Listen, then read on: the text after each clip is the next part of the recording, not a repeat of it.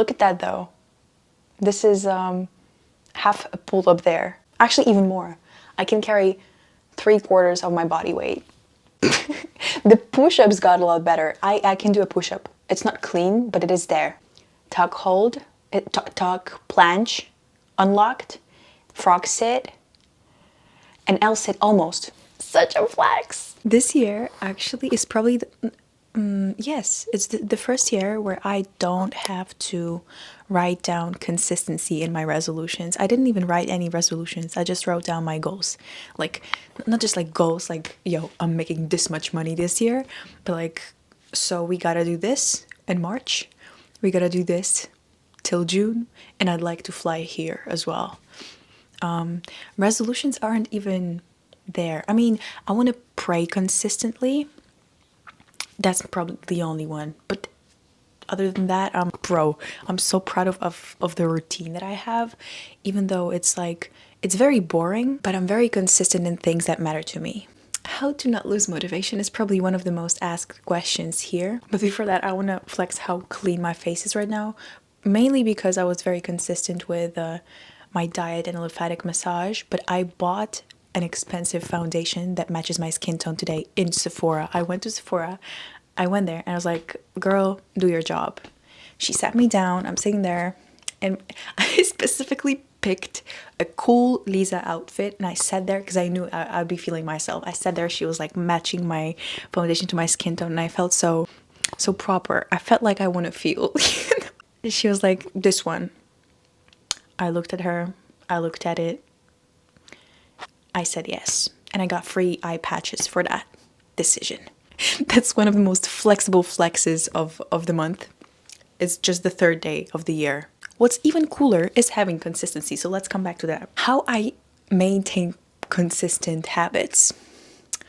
I'm talking about it like, because it's not like I'm sitting there with my microphone and talking about how cool I am, but I'm kind of doing exactly that. You literally asked me. I do have a very clear set of routines and things that I'm consistent in, so I'm very qualified to talk about this. I'm not just yapping. But I might get lost in my thoughts.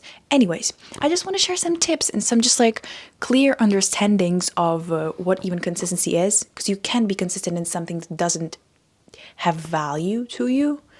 You're not gonna be motivated enough to do it if the goal isn't strong enough.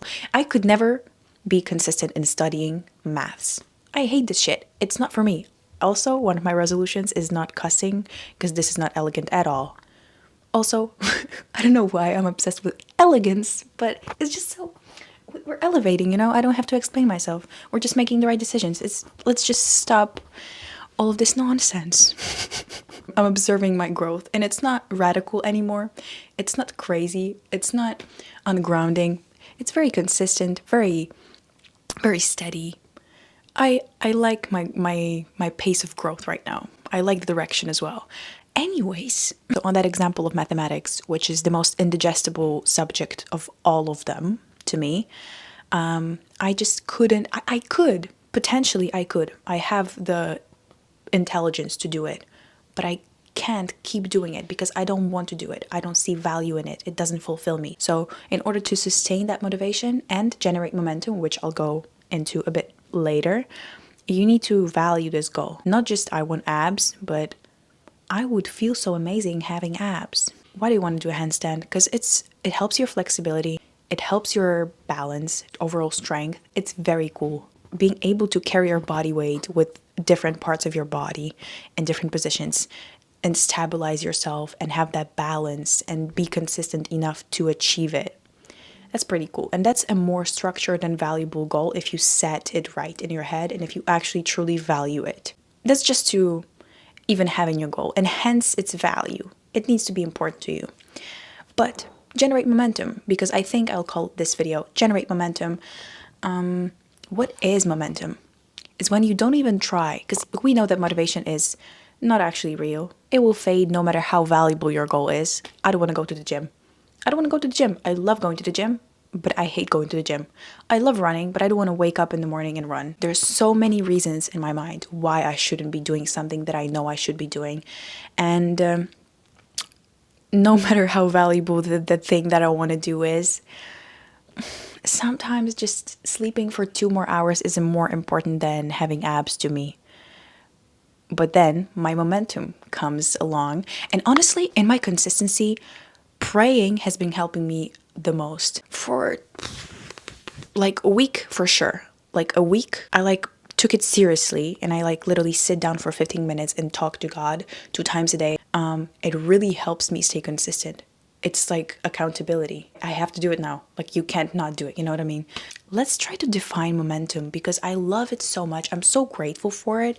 It's something that you can easily lose. It's something that you shouldn't be attached to. It's reciprocation of your efforts that have been neglected and ignored and not seen and in an insane imbalance for a very long time. Having momentum is finally getting to the point of seeing progress and results of your hard work. Even though you don't want to maintain motivation, you don't want to maintain action repeatedly, you still do it. And that progression of action is the balance of finally having satisfaction while doing the things that you have been doing repeatedly with no result, because there are little grains of that result along the journey. They start to appear and that momentum increases. And I just love it so much. I have so much gratitude for momentum as a phenomenon. It's just like romantic love. I might not have experienced something, but I know that it exists as a phenomenon in this world, as a gift that I have potential to acquire and experience. And I'm just so blessed to even be in this space of this phenomenon, you know, momentum. What a beautiful thing. You can literally generate it. You can make momentum happen. You can achieve it. Because with the things like deep friendship, deep connections, you can work on your existing relationships and make them happen. You can, find okay, actually, you can't control romantic love. Love is way too deep for us to grasp and control. But momentum, you can actually control. You can literally just be like, yo, I want to have momentum, and then work for it and achieve it. And it's so satisfying. The main thing is ignoring your emotions, not ignoring your body, because restoring and balancing work and rest is important. I think I have a video on that after you could say, failed my winter arc. I never failed it. I'm doing a circle. I have been. So don't even come for me. But I have a video that's called It's Not Motivation. It's not discipline if you hate yourself. That one. So as much as that balance is important, you have to ignore your emotions fully. Like, I don't want to do this right now, but I'm forcing my legs to move, to transport my body from this place to the gym and go do it, because I know I have to do it. And these repeated actions will generate momentum. In a sense, ignoring your emotions or what you want or you feel like you need right now. What is up with my hair? I thought it looked cute, but it's progressively getting more ruined as I speak. We could have started like that. Sorry, not sorry, but I trace everything back to exercise because it's the closest thing that you can get metaphorically to like your relationship with your mind and your relationship with your body. They're very similar. So it's just the easiest example, the closest to me. So recently I noticed how exercise affects the way that I notice and navigate my emotions. Some days I need some minor frequencies. I need some slow, steady, never feminine. For some reason, I can't listen to like pop, sad music. It has to be a crying boy in order for me to get sad. Billie Eilish doesn't work. Maybe like, recommend me some like female artists that are like soulful and melancholic, you know? That would be nice. Write them for me in the comments. But if I listen to like minor frequencies on some days, they really energize me. Like, I can run faster if I listen to my crying playlist, the one that I listen to at night when I'm very sad, you know? For some reason. On some days though, I literally need Future, masculine, toxic, degenerate lyrics blasting in my ears. So I don't know how it works. Listening to your body and in a way neglecting your emotions while validating your actual needs. So I don't feel like I want to work out, but I feel like I need to fulfill this emotional craving of like, I'm so sad. How can I help myself feel that fully while generating momentum with my body, utilizing this emotion that could have stopped me, but I chose to fuel it with something that helps me process it better and I can run faster. Do you know what I'm saying? So in a way, generating momentum is listening to your body while neglecting your emotions and fulfilling your actual needs. Emotions and needs, sometimes we misunderstand the two. We feel like if I feel sad, I need to rot in bed and feel sad. Sometimes when you feel sad, what you need is to go and seek support.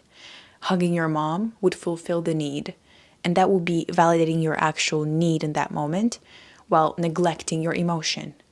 Emotion was to self-destruct in your bed for hours, So you need to neglect that. It's not productive always. Validate your actual needs. So that generates momentum. And staying consistent in those decisions will help you be able to flex your consistency. So I hope this year will be productive for you. You set your goals and you stay consistent. Yeah, that was really nice. That was super cool.